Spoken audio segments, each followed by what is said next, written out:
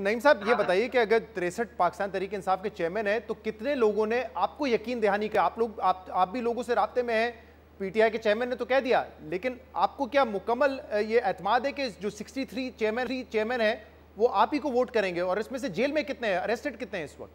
4 लोग अरेस्टेड हैं, जिनके लिए सिंध हाई कोर्ट ने, देखिए हमें कहां कहां लड़ना पड़ रहा है, एक सीधे सादी जमहूरियत में हमें क्या करना पड़ रहा है। हमने इलेक्शन कमीशन को खत लिखा, फिर सिंध हुकूमत में पिटीशन फाइल की और सिंध हाई कोर्ट ने वहां पर फैसला दिया कि इन सबको पेश किया जाए। उसमें भी डंडी मार रहे थे ये लोग और एक आध को मजीद गायब कर रहे थे उसमें से, लेकिन उन्होंने 15 मिनट का वक्त दिया कि 15 मिनट में आप बताएं कि फिरदौस नकवी कहां है।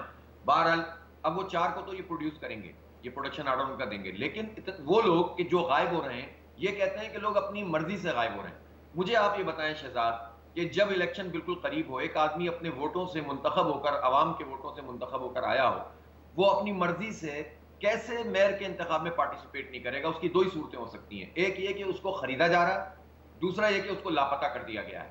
दोनों सूरतों में पीपल्स पार्टी ही ये काम कर रही है ना, तो क्या खरीदना जायज हो जाएगा या लापता करना जायज हो जाएगा?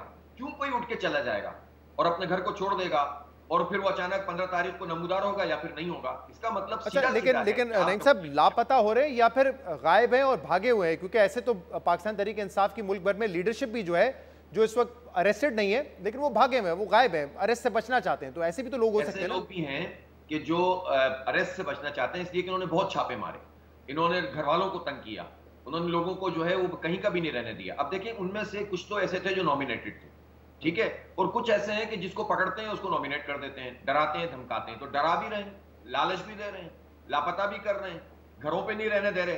ये कौन सी जमहूरियत है? आपको मरना था भाई, आप, मैंने तो कहा भाई आप मुझे ही पकड़ लें, अंदर कर दें, लापता कर दें और जीत जाए। अगर आपको इतना ही इसी तरह से जो है वो मेयर बनाना है। नईम साहब इसका मतलब ये है कि जो 63 अराकीन है, तमाम से आप राब्ते में नहीं हो, तमाम ने अब तक यकीन दहानी नहीं करवाई है? शहजाद हम राब्ते में हैं और बड़ी तादाद में राब्ते में हैं। देखें अगर उन्होंने किया, अब ये बात उनकी लीडरशिप ने भी, उनकी तरफ से भी एक नोटिस चला गया है सारे लोगों को कि उनको प्रोड्यूस किया तो उन्हें हमें वोट देना पड़ेगा, वरना उनकी सीट भी जाएगी, वोट भी काउंट नहीं होगा, और जो लापता होंगे उनकी सीट भी जाएगी।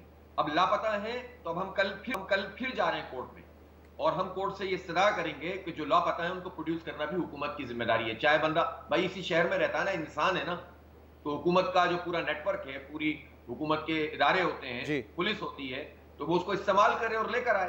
तो अच्छा, अब नईम साहब जो आप डिफेक्शन लॉ की बात कर रहे हैं, क्योंकि मैंने ये कानून पढ़ा है, उसमें तो ये लिखा हुआ है कि वोट देंगे और अगर पार्टी से डिफेक्ट किया तो फिर उनकी वो सीट चली जाएगी, लेकिन आप कह रहे हैं वोट गिना भी नहीं जाएगा।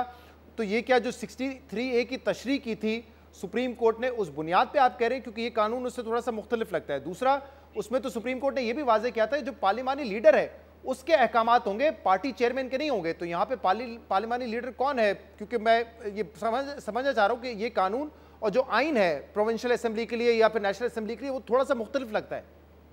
देखिए डिफेक्शन क्लॉज लगेगी।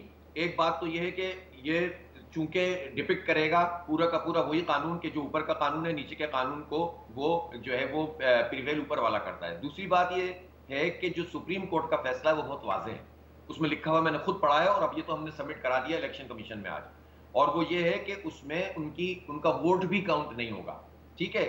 नंबर 3 बात ये है कि पार्लिमानी ग्रुप की जो बात की गई है, मसला ही ये है कि इस वक्त उनकी लीडरशिप से जो हमारी बात चल रही है वो ये है कि वो अगर आज एक पार्लिमानी बंदे को नामजद करेंगे वो इसको उठा लेंगे। इस कदर फिस्काइयत है, इस कदर फाशिज्म है, जमहूरियत का नाम लेते हैं और पूरी हुकूमती ताकत को इस्तेमाल करते हैं।